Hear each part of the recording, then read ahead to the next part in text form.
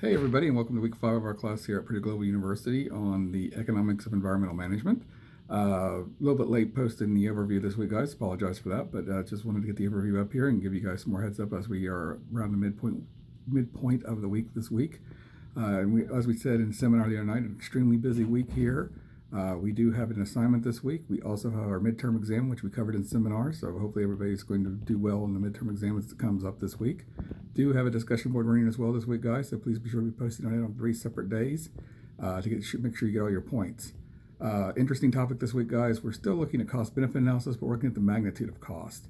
What's the impact to a business or another stakeholder who's going to take on the cost of trying to take on a new environmental regulation, or maybe they've been slapped with a fine or been ordered by a court to do something. So we have to understand what the costs are going to be.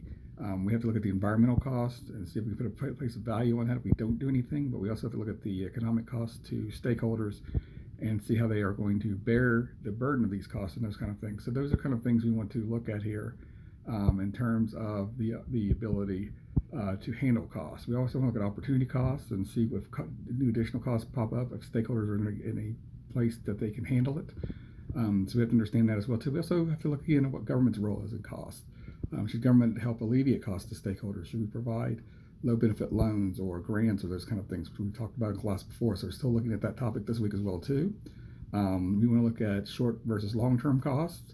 What are the immediate costs of doing something versus what's going to be the long-term impact and cost if we don't do anything, or even if we do something, can we avoid future long-term costs? So a very interesting topic as well this week, guys, on how to avoid costs going on in the future as well too. So interesting week. We are also reviewing the first 4 weeks, which we did the other night in seminar, and getting ready for our next half of the class. It's hard to believe, but we have hit the midway point in the class, so we do have 5 more weeks left. So that's coming up as well too.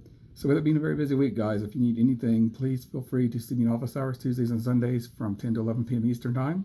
If not, you can always reach me by email. So please feel free to send me an email if you have any questions about the paper this week or the midterm exam, as I'm always here to answer your questions. With that, guys, have a great week, and I'll see everybody here next week in our next seminar.